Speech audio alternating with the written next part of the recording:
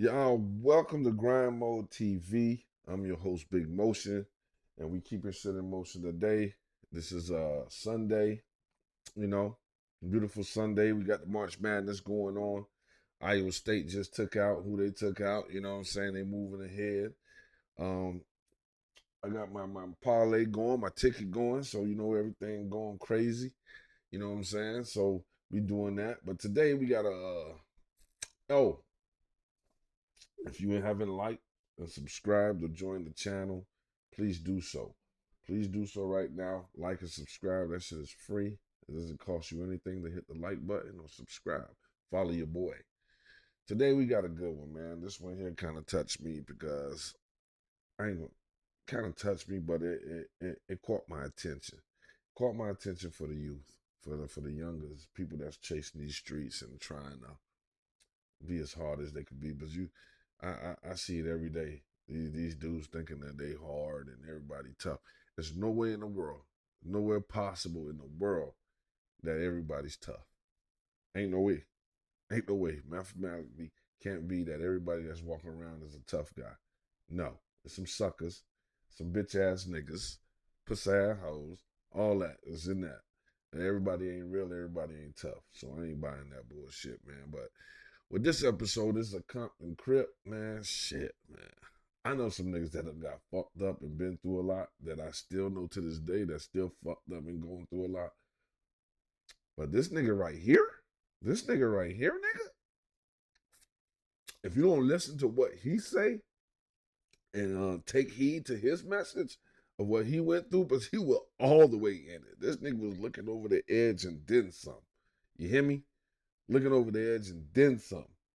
So this is the message to like the youth or any other goofy motherfucker that want to pursue that want to live thug life. It ain't for everybody.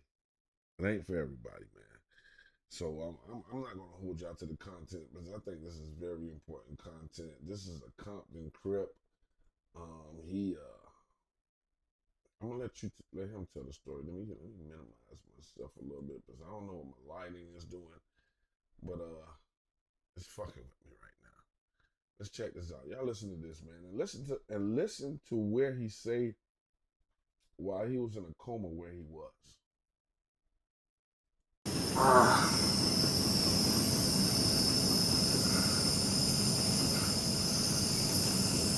They cut my whole thing open. They cut me open. My chest plate, opened it up. Got hit in the heart. In the lung, I got half a lung now. I gotta get breathing. The nigga say he got hit in the heart and he got a half a lung in his body right now. It's bad. Shot in my back. They got this little thing on me. Suck my stomach in. Painful, brother. You been walking? Yeah, I can walk. Yeah. Want to get me walking? Huh? Want to get me walking? I can get you, whenever you're ready. Yeah, I can get us a couple shots of that. Ain't tripping on it. Damn. How long you been in here, you say? 3 weeks. Is it 3 weeks? I was in ICU with tubes, like, look right here. So for those that can't hear him, and I don't want to keep stopping and then talking, but this is what I do, react to it. So you can't stand and go to another channel. This man is the machine's breathing for him. Well, not no more. Got shot in the heart. Been in ICU for 3 weeks. Been in ICU for a while. He been in the hospital for 3 weeks. My bad. Let's get back. I forgot my train of thought when I was going to say what I was going to say when he said what he said. Let me see what it was. Huh? Want to get me walking? I can get you, whenever you're ready. Yeah, I can get us a couple shots of that. Ain't tripping on it. Damn. How long you been in here, you say? 3 weeks. Is it 3 weeks? I was in ICU with tubes, like, look right here. I got a big old hole right here. It's a big hole. See it? I gotta zoom in. Yeah. didn't actually show me. I had tubes all down my nose, mouth, one right here, one right here, one in my chest, one in my neck. I'm just blessed to be out of that situation. This the next phase right here. What was that first week like? Oh, I wasn't even here. I was in like a coma. Bro. I woke up on my birthday is on the October 19th. It happened on October 14th. So I woke up on the October 20th, the day after my birthday. So the first week I was in a coma. And then when I woke up on the 20th, it took me like a week to be able to talk and like know what's going on and remember what happened. And Bro. hell yeah, because I didn't remember shit. I woke up like, what the fuck? What's going on? It took 8 nurses to hold me down. They had me restraint to the bed and all that. Hell yeah, I don't know what the fuck. And I hear that a lot. Like motherfuckers that been fucked up or wake up in a coma when they wake up out their shit, they be like, they don't know where the fuck they at. Going ape crazy, you know what I'm saying? Why they got all these tubes and things stuck in their arm, man. Shit. Man, y'all please listen to this. I woke up in a different state. So shoot, to come from there downstairs, always all the IVs and shit on me. Now I got one. At first I was hooked up like you couldn't even see me like that. Like you feel me? I made sure when I did come to, I still had all the shit on me. But I was like the end of October, I was more like aware. So for like the last 8-9 days, I've been up here better, like mentally and knowing things and all that. But at first, I didn't know shit. My family took hold of my Instagram and was letting people know. But it was rough. When you first woke up, like you say you ain't remember nothing, but you ain't remember nothing like from that recently, the incident, or how far back? Like I didn't remember nothing from the incident, how I was there. I didn't remember certain people. oh, for The real? walls was moving. Cause when I was in the coma, I don't know where I was at. I was like at like I was partying the whole time, and then I got tired. You feel me? I ended up getting tired, and I wanted to leave. So there was like a girl there, and the girl say she said she wanted to leave too. So I asked her like, could you take me? Like, you live in the LA area? And she said, she said yeah. And then after that, we get in the car and we start driving.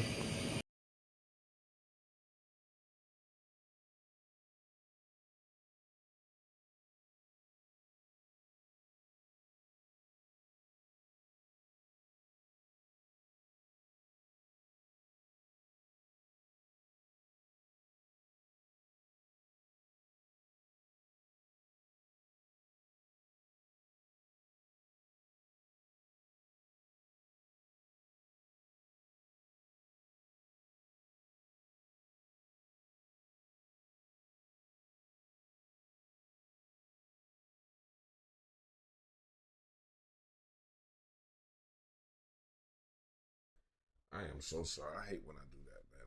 I hate when I do that. I'm not gonna pause the mic no more. But he's telling the story of when he's in a coma. Like he's at a party. He's at a party. He's partying at a party, and he happens to get tired. He said he got tired, and he was talking to this girl he met at this party that he was at, and the girl say, "Okay, I'm tired too. I think I want to go home." So they jump in the car and they're driving. Supposedly the girl is taking him home and they're driving. So he's in a coma. He's at a party, met a girl, and they're taking him home. And during that drive, I fall asleep, but I wake up in real life. You feel me? It's like a crazy story. Like, you feel me? You know how you driving far and you just fall asleep? Well, I fall asleep in that realm and I wake up back in this realm. So when I wake up back in this realm, it was confusing. You feel me? Because I'm in. He was in one realm while he was in the coma, which is partying, having a good time, messing with girls and doing everything and whatever. He was partying, and he fell asleep while the girl was giving him a drive in this realm, in the coma realm. And when he woke up from the sleep, when he went to sleep, he woke up in the real world, in the hospital bed. Let's keep going. Hospital, like what the fuck, like what the fuck, like all that. I was just having fun. I was healthy, all that, like. And now that I'm here, like it was like I like was going crazy. So they had to sedate me, all type of stuff. Like it's kind of weird, but I'm just blessed that that happened. And whoever that person was that was in that realm drove me. It made me want to cry because like you feel me, drove me back to reality.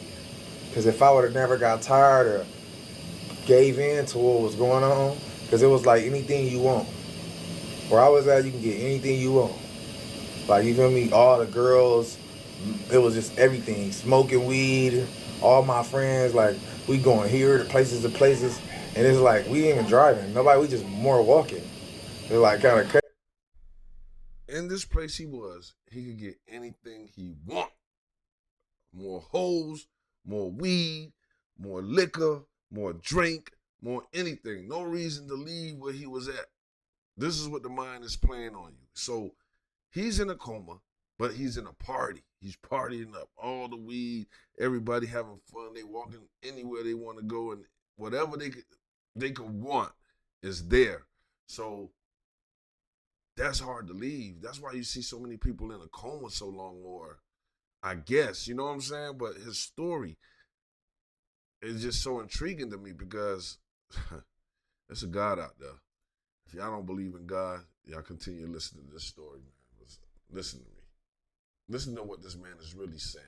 Please listen. Crazy, but when I wanted to leave, we got in the car. So it was kind of crazy. Like, you know what I'm saying? And then we just drove. And, yeah, during that drive, I woke up the day after my birthday. And then stuff was weird then, like, you know, and then stuff started coming back slowly but surely. I was in much pain. Now I'm not in that much pain. So like the second week is when you woke up and you was feeling a lot of pain? Yeah, like the second week. Woke up. Pain, tubes and shit.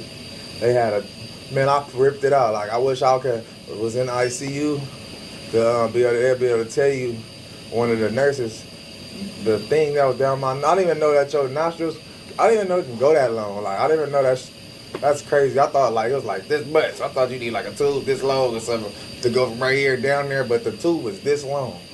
I pulled that motherfucker out because it was just irritating me, like all that shit. Like, I wanted it out, and slowly but surely, every few days, they'd come and take a tube out. So they let me take that out, but they said, you're going to have to start eating. I'm like, all right, and I started trying to eat. Some day, at first it was hard. I had to eat a little bit. I had the tube down my throat to help me breathe. So when they took that out, my throat hurted. So when I eat it was like hard to swallow and all that type shit, hard to drink water. But you was eating solid food? Eventually, now I eat solid food. Yeah. But at first, I was just all liquid. But when I pulled that thing out, they made me eat solid food. But they said I was ready for it anyway, you feel me? So I'll start trying to eat solid food. But it's like, it'll mess my stomach up because they have to open, like this right here. They opened my stomach up. They opened it up all the way. Like, this part right here is the last of it. This right here is done. All this is done. This is staple. This is good. But this part right here is like deep as hell. And they had to open my stomach up, go on my organs, and make sure everything was cool. They cut my colon. They cut like certain things. They had to reconstruct my whole little stomach and put it back together. So far as me. Man, you hear all this shit this man going through, and I know it's straight pain. For all you young niggas, all you niggas, females, everybody that's out here trying to live that gangster life, this is part of it. This is part of it. You either where he at, in jail, or dead. Period. Period. Where he at laying in bed, and some niggas chose to go back to doing the shit. You know what I'm saying? Whether they, they about that life or not, they choose to go back. But this dude here got betrayed by his own friends, man. By his own friends. And this is another thing, man. Don't trust nobody, bro. Don't trust nobody. Me eating, like I got food right here that I can't eat a lot. Like I eat a little bit, and it'll fill me up. And, You good? yeah. All right.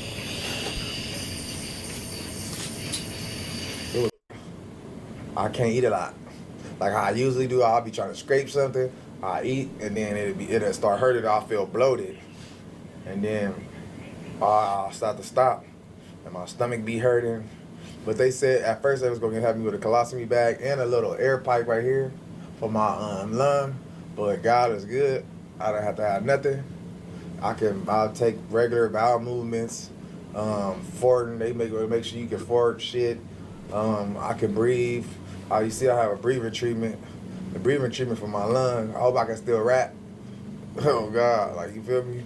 So he says it's all like a work in progress. It's all like, yeah, it's hard. Cause I guess the bullet, it entered my back and it hit my lung and then it hit my heart. You feel me? So they went in there, they had to, I was stapled up. Yeah, I was stapled up all the way. But they took all the staples off, but it went from here to under here. I guess they opened up my chest cavity. Like, somehow. It's called I forgot what the word was. Like a long ass word with a T. But they opened it up. Went in there, cut around my lung. They had to work 3 places. This and this, all at one time. So I had like 6 surgeries. And but my lung feel cool. At first when I woke up, I couldn't talk. It'd be hard to like, if I talk like right now, how I'm saying this, I have to stop. Out of breath. Yeah, I get out of breath. Now I could just go. You feel me? I'll say a couple of words and be like, hold on. My heart rate go up. I didn't inherit high blood pressure.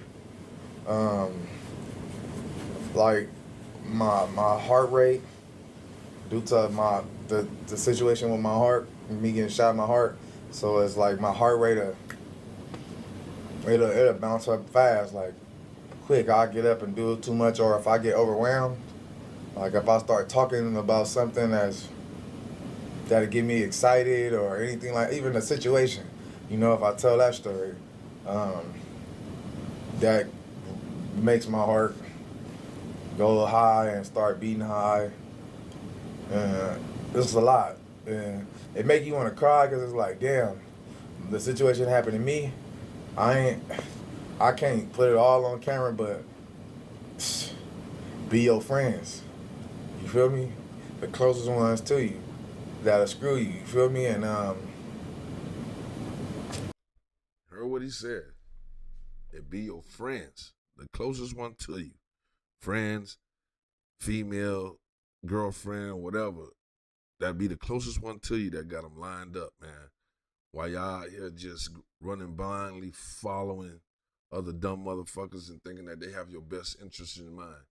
It's always going to be your family or somebody that's going to be in your corner when you in times like this. And sometimes it do be your dudes, but in this case, his dudes, the ones try to X them out. I keep listening to this, man. it's just a shocking, like, especially going through what I went through, being all I could be in the streets, and to get done how I got done, like how Nip got done, basically. You feel me? But it's just God had a better purpose for me, a bigger purpose, and I'm trying to use that purpose now to like change other people's lives, show them that dedicating yourself to that hood shit, dedicating yourself to these streets, they don't have no rules. They don't have no respect. They don't have no nothing. And if you think they do, that's where you're going to fall short and you're going to be like me. Or worse than me, being that morgue. You feel me? Because this is not a game. You heard what it say?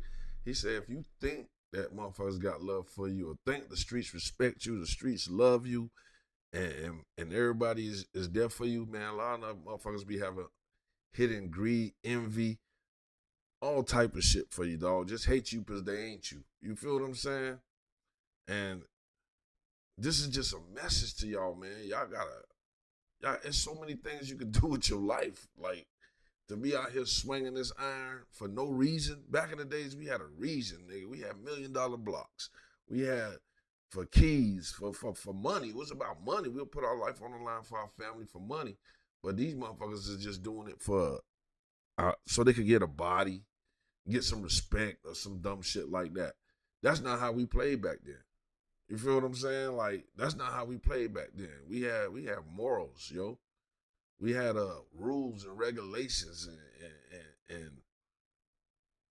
a certain amount of respect for motherfuckers that was out there doing it. But now, this shit is, especially the gangbanging culture, that shit is stupid in the motherfucker. This is not a game. This is not something you play with. It's like real. And I'm just blessed to be here. A lot of people don't get that opportunity to be here. A lot of people get in a situation like that and they be gone. You feel me? So I know that when I was in that place and I did start falling asleep before I woke up to this world, I did get a glimpse of that God got a purpose for me and I got to go do it. And my whole thing is to speak, to tell my story. And you feel me? And talk to the youth about making these choices to go down this, like, listen to this rap music or listen to people's lifestyles and think that just because they're saying that lifestyle that they really live that. I really live that lifestyle and you're not gonna make it. Like, it's not nothing that you make. It's no end game. It's quick. Some people have it's a date for that. Some people have a long date, a little longevity than others. Some motherfuckers try something once and it's over. You feel what I'm saying? Either jail or dead. Or sitting in the hospital with tubes and Shit bad. ventilators. You heard what he said? He said, it ain't no end game. What's the ultimate life of being the gangster, that you're gonna sit on this throne and everybody just gonna worship you because you've been through the streets and listen to you and you calling shots and you doing this, that, and the third. It ain't too many people that survive that, man. I could say, man, probably about 2 or 3% go through all of this shit and be able to sit there and tell you about it. Not everybody survive this shit, dog. Like he said, listen to him carefully. There's no end game, bro.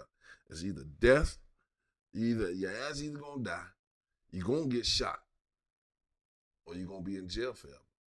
And then who suffers that? Your family. Your family got to go see you. Your family got to send you money.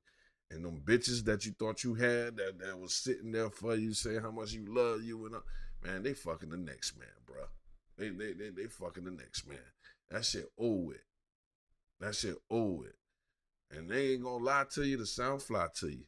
This is coming straight from the horse's mouth. So any doubts y'all have, y'all listen to this man, bro. And all type of shit down, you feel me? And been in here all these weeks, just sitting in here. I'm going crazy. Anxiety, just sitting in here, just these four walls, thinking about what happened to me, thinking about how my friend screwed me. And I ain't never did nothing bad.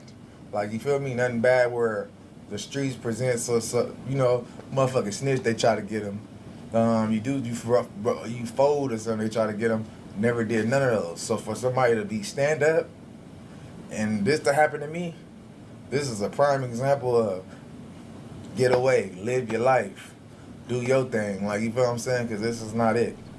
It's not it. This nigga said he did everything. Stand up, real niggas, shot niggas about niggas, did all that, sold dope, stood up in the paint, stood up for his clique and everything. And and they still try to take him out. Still set him up to get him out of here. Now you got two sides of a coin. You always have. You have his story, their story, and the truth. But a nigga laying in the bed like that ain't got no reason to lie. Like, you know what I'm saying? Like, because there ain't nothing fly about it. Why you gotta lie? Because he don't look fly. I have to be able to be like this, barely be able to walk, all type of stuff. And I wasn't even in a situation that happened with my peoples. They could have. I was like 40%. I wasn't even all the way healed up from my last situation. This is the second situation in the last 60 days. You feel me? So prior to this, I was in. I got a metal bar from my knee to my hip, and my ankle broke. My whole left side. I had brain hemorrhaging because some people tried to kill me. I crashed. I had a bad crash accident. My friend died in the back seat, broke his neck. All type of stuff. Hold on, so that situation was after that time when I pulled up on you for the interview? Now that time Like, 'cause right I pulled there, up on you for an interview. and I got shot 5 times. Yeah, I had just got off the phone with you. Yeah. About 15 minutes out, you stopped answering. I'm like, well, what's up? Yeah. Pull up on the street. It's taped off. Yeah, I got shot 5 times, and then this happened to my leg, my whole left side. I broke my whole left side. This whole left side got broke. So So do y'all hear what he's telling y'all? He's telling y'all before he even got shot 15 times by his friends, he had got shot 5 times. Somebody already tried to take him out. They shot him 5 times. And he was recovering from that. And then I guess, I don't know if it was when he got shot the 5 times or the same times, he had a car wreck which took out his whole left side. His whole left side was fucked up. He couldn't feel nothing. Whole left side was broke. Friend died in the back seat. Broke his neck. So he had a homie that died with him when he got shot. And then they wrecked the car and he broke his whole left side and lost his friend in the back seat. And this is like maybe, what? He said 60 days, all in the same 60 days. So that's like maybe a couple of weeks before he gets shot 15 times, or maybe 3 weeks, 4 weeks before he gets shot 15 times. And and he back in the hospital, bro. this year, man, it make you want to cry. Like, this year has been hard for me, man. Real shit. Like, and some of the stuff is self-inflicted, because I know better. I shouldn't have been right there, but damn, like, you feel me? That's why I changed my Instagram to hard body, because it take a hard person, a strong person, to been through what I've been through in very little time. Yeah. So I done been shot 5 times. And all you niggas ain't strong, bro.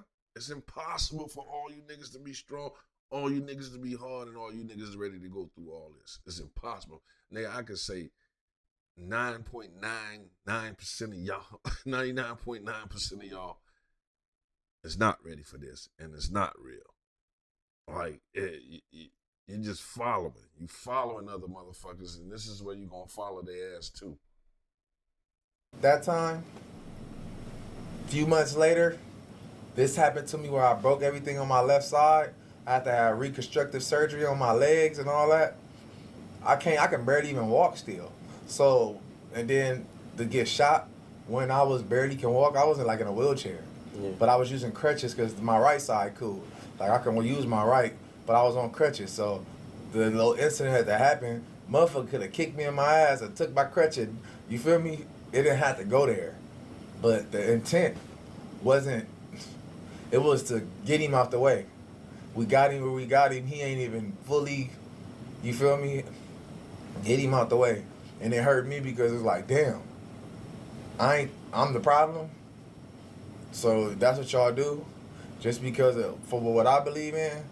So it's like, now it make me take a step back and just be, ride for my kids, ride for my career, or ride for people that's out there that want to change, that don't know how to change, or people that's lost and need help and guidance to to see the light. The light is that. Basically, you gotta know when to walk away, when to hang up your cleats, my man. Like, I can remember when I walked away from the game, bro, and most of my niggas that know that hung around me, it wasn't an easy thing to do, but I don't know what made. I just decided one day I ain't want it no more. I just dropped the stick and didn't return. Motherfuckers was coming out of prison looking for me to help them start up as they heard of what I was doing out in the streets while they was in prison, how I was getting money, set motherfuckers up to get money. Because with me, motherfuckers used to come get me, say you have a trap or you want to serve in a certain neighborhood or a certain place, they'll come get me to set it up, to set up the angles, see how we gonna do this, how this trap gonna run, where we gonna run it at, what we gonna do. So I was just going around setting up other niggas' trap and cooking for them. I was a chef. That's way back in the days, man. And I walked away from it. I remember my dog G jumped out of jail. Unc came and found me down at Black Gold. And it was like, and I was doing bad at the time too. I was living in the hotels on Biscayne. That's when Biscayne was, before they changed it around to the art districts and all that shit now. And they jumped out of prison, and I was the man that they came to find to set them up, to get them in motion. You know what I'm saying? And they was offering me whatever I want. I just said no, and I kept going. You got to know when to hang up them cleats, bro. The dudes that stayed in, to this day right now, they ain't right. They ain't even got shit. Be honest with you. Shit, do you. You is like following your you. dreams and what you want to do. Don't let nobody deter you or let these streets deter you into thinking that this shit cool, because it's not. Some of your friends that, especially being from a neighborhood like a gang, because it's like you ain't always entitled to be their best friend and homie. Like, you meet somebody and y'all become cool and y'all become friends and stuff like that. That's different. Besides, like, that's different than you getting put in something. Like, you feel me? When you get part of a gang, you get put in something. Some of them niggas you don't even like, and so you got hatred and envy and all that around you because they see you excelling and they don't excel. So by me being an exceller, like me being somebody that's great, a lot of people want to see me down. Feel me? A lot of people want to see me fall. So they tried it. A lot of people tried it. Like, I can barely walk down the street. I'm like a celebrity inside of it, and I ain't even a celebrity yet. You feel me? So it's kind of like, it's scary. It make you fall back and be kind of scared to deal with the world. But I'm learning that God put me in here for a purpose. He put me in this position to be a strong person and show strength. And strength is that's my strong point. Like, you feel me? Yeah. It's the strength part, because, like I said, not everybody will be able to go through what I went through in that short period of time. Considering everything you did go through, like the will to fight, like, what do you think that is? Like, what pulled you through? Like, what do you think that is? Like, because at some point, your average person would just feel like, want to give up. Yeah. The fighting part came from, that's who I am as a person. As a person, I'm a fighter. And anybody, I want to put that to everybody and to anybody to fight. Like, you feel me? You got to fight for what you want. Like, just like you want to be something, you got to fight and put in the work. So I fought for what I want. What I want to do is I want to live. What I want to do is I want to shed light and help people. You feel me? And I can't do that if I don't fight. You feel me? So if I would have gave up, I would have stayed there partying with them people and wherever I was at in that coma and probably died. Do you think that world that you was in was realer than this world, in the fact of, like, if you would have went to sleep when you were real tired, that would have been it? Yeah. feel like that would have been it, because I did die. I died. They'll tell you. They told my mom, my sisters, everybody was freaking out, but they brought me back. So when the doctors see me, they be like, oh, he's like a success story. And I feel proud of that, because it's like, all right, I was down, I was gone. It's something that made me get like, no, because I got kids, I got people, loved ones, and I wanted to fight for them too. You feel me? And some people gotta find something to fight for. Like, you can't just be out here just living life and don't have no loved ones or nothing to fight for, like no mom, kids, or Family. Like I say, when it comes down to the end of it, when you in jail, when you in the hospital, when you in your worst moments in life, family is always going to be around. And I'm not going to say that's the case for everybody. Some people ain't got family. Some people, mom and dad died, sister and brother, they ain't got that. But 9 out of 10, whatever you got going on with your family, you think y'all angry, y'all don't love each other, y'all need to squash that. Y'all need to love on each other as much as y'all can, bro, because you're here for some time, but you ain't here for a long time. And like he said, nobody knows when their end date is. Everybody's stamped. He said he had a vision with God, and God showed him his purpose. Not everybody know their purpose. You know what I'm saying? Not everybody know their purpose. Even you can see Will Smith telling you, I'm making all this money, but I'm still not happy. So I'm on National Geographic. I'm doing all this wild shit. And he's saying he's just trying to find happiness. But with the happiness was just the love. The people, somebody to love on, somebody to love you. That's the happiness. And people mistake everything else, shoes, the fame, the clothes, the cars, and all that, like they need all that. Now, I ain't going to say money helps. I ain't going to sit here and lie to you. I ain't going to lie to you to sound fly to you. You need some money, especially in this world. You're living in America, in this world. You need some money to make you happy. But I done seen some of the happiest people in the projects, in the PJs, in the bricks, living life. Ain't got too much, but the friendships they hold and the things we do, playing football in the grass, we be happy. And then you have some motherfuckers that got it all and be ready to kill themselves. They sad. You even heard Tupac said that he used to hate the fact that he got rich, but he couldn't be around his peoples. It takes you away from your peoples. It takes you away from the people that you grew up with and you was like. You know what I'm saying? To a certain extent, except for the ones that you took with them. But life starts at another level now. Now people looking at you as a crutch, a help. You got responsibilities. You got people to take care of, when that's kind of just thrown upon you, when, you know what I'm saying, you didn't ask for that. But what it seems like, these motherfuckers, that the success comes out of nowhere, catch them by surprise. So some of these dudes is 16, 15, not barely 20, and multi-millionaires. So it's a lot of pressure. So it's, you know what I'm saying? But one thing for certain, man, you got to get up out them streets. And this man here is living proof, and he telling y'all trying to be the biggest G watching TV, Scarface, nigga, the nigga that got shot up in Scarface went home after that set. Y'all niggas ain't going home. Y'all going in the dirt. Y'all understand that, and y'all leaving your mamas and your family to take care of the mess. something, then you lock in on that. And when you lock in on that, it's like it give you that strength. It give you that push to be able to overcome anything, And it's all God too. It's all your belief. Some people don't believe. You gotta believe. It gotta be right here. If it's not right here, then it won't work. You feel me?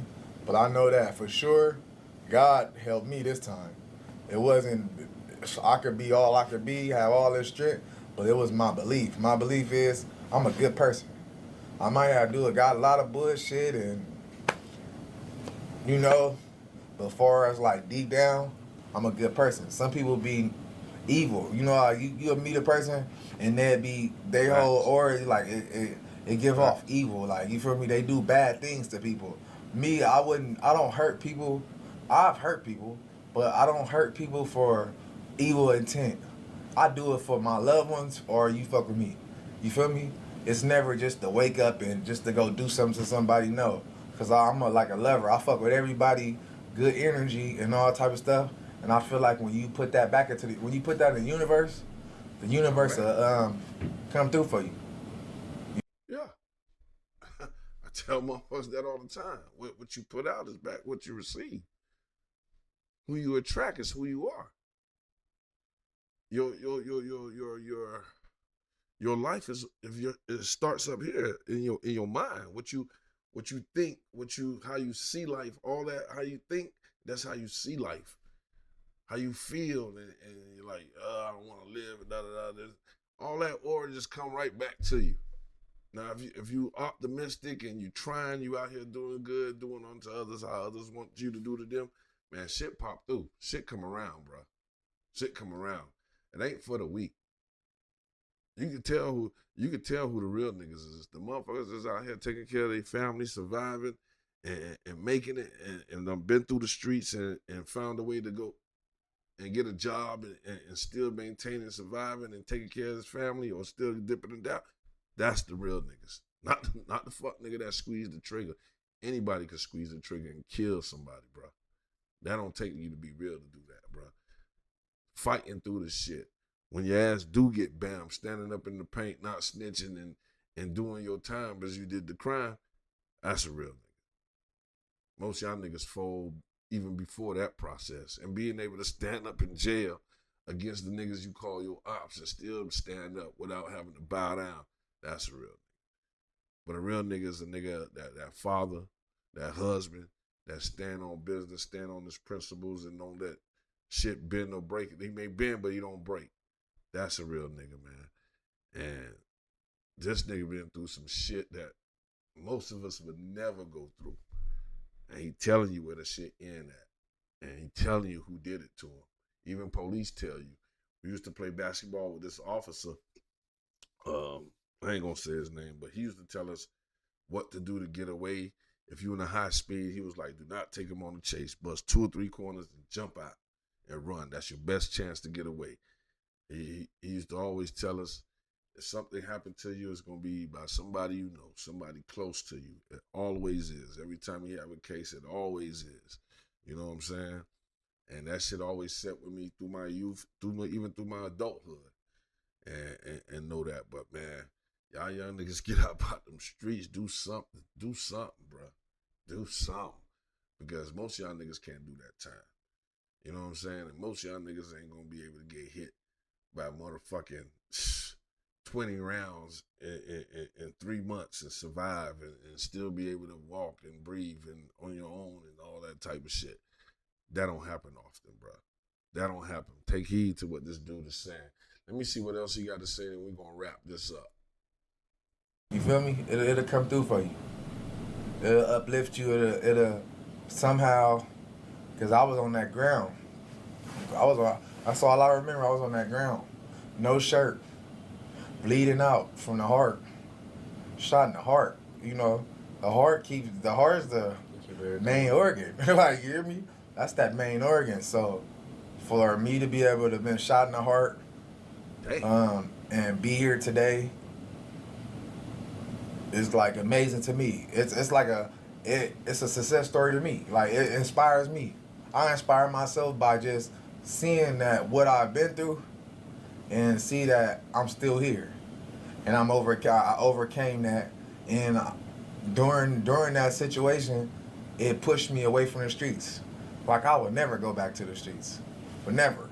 Like, because it's like, what is it for me? Only thing that's in the streets for me is death. And everybody around me has died. I swear. Like, you feel me? Everybody around me has died. Or they got life in jail. And I don't want none of those. I don't want to die or have life. I don't want to go to jail. I don't want none of that. I want peace in my life because I've self-inflicted a lot of pain on myself. Put myself in a lot of predicaments and positions where I got myself fucked over. You feel me? When I knew better. That's accountability. Nobody ain't never heard it. That's accountability. You know what I'm saying? A lot of us don't have that. We always trying to blame something else. And that's the first thing you got to do. If you ever read the book, The Art of War, I'm going to say it 1,000 times, the first thing he teaches you is to go to war with yourself, to see your weaknesses. And you get better on that. You know what I'm saying? And you strengthen your weaknesses before you even go and go out there and throw yourself out there trying to go to war. You know which way they coming at you. You already know. But that's accountability, man. And I think that's what it takes for you to make that decision of living a different life, living a better life. You got to be accountable and say, like, look, man, all this shit that's happened to me, all this bad luck, all this misfortune, all these fucked up women I get with or fucked up dudes I get with, that's my fault. Because I chose that. I made that choice. We all have a decision. And we all do know that. We all have a decision to make. And what you choose, those seeds you plant is going to grow in the future. Every move is a calculated step. I'm your host, Big Motion. This is Grind Mode TV. You seen it here, man. You heard the story. I know a lot of you heard it, man. Please like and subscribe. Follow the channel. I'm doing plenty of videos today, so you're going to see the red shirt again, but that don't mean it's the same video, okay? Just read the titles. For y'all that can't read, I got it in sign language down there, too. But until next time, man, which is another minute, we might go live tonight, so y'all stay. I'm your boy, Big Motion, nigga. Peace.